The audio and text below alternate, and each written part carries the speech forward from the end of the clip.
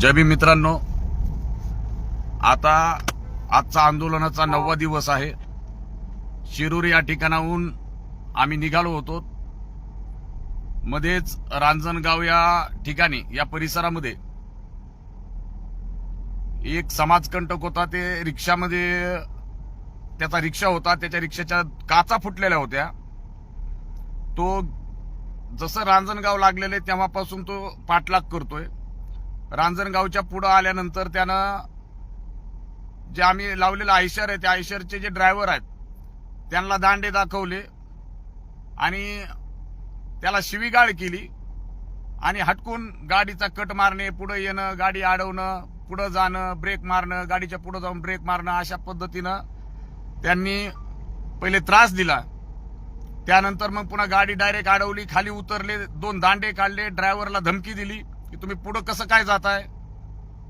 म्हणजे शांततेच्या मार्गानं आरक्षण उपवर्गीकरणाची प्रक्रिया राज्य शासनानं तात्काळ थांबवावी या मागणीसाठी जो बीड शहरातून लॉंग मार्च मंत्रालय मुंबईकडे निघाला आहे तो शांततेच्या मार्गाने आहे, तो राज्य शासनाच्या विरोधामध्ये आहे। परंतु या ठिकाणी काही समाजकंटक या लॉंग मार्चला गालबोट लावण्याचा प्रयत्न करत आहेत। कारण तो कार्यकर्ता जो होता त्याला भीमसैनिकांनी चोप दिला, तो भाग वेगळा आहे। आता तो पोलिसांच्या ताब्यातही आहे। परंतु जो शांततेच्या मार्गाने चाललेला लॉंग मार्च आहे, या लॉंग मार्चला गालबोट लावण्याचा प्रश्नच निर्माण होत नाही। कारण आमचं आंदोलन, आमचा लॉंग मार्च हा राज्य शासनाच्या विरोधामध्ये आहे। ही प्रामुख्याने ही भूमिका समजून घ्या। त्याच्यामुळं तो कार्यकर्ता आता तो पोलीस स्टेशनला त्याला घेऊन गेलेला आहे। परंतु या पोलीस प्रशासनाच्या माध्यमातून म्हणजे पोलीस प्रशासनानं या आंदोलनाकडे मला वाटतं पाहिजे त्या पद्धतीनं गांभीर्याने घेतलेलं नाही। आमची विनंती आहे पोलीस प्रशासनाला की या लॉंग मार्चला जर गालबोट लागलं तर महाराष्ट्रामध्ये एक वेगळं वातावरण तयार होईल।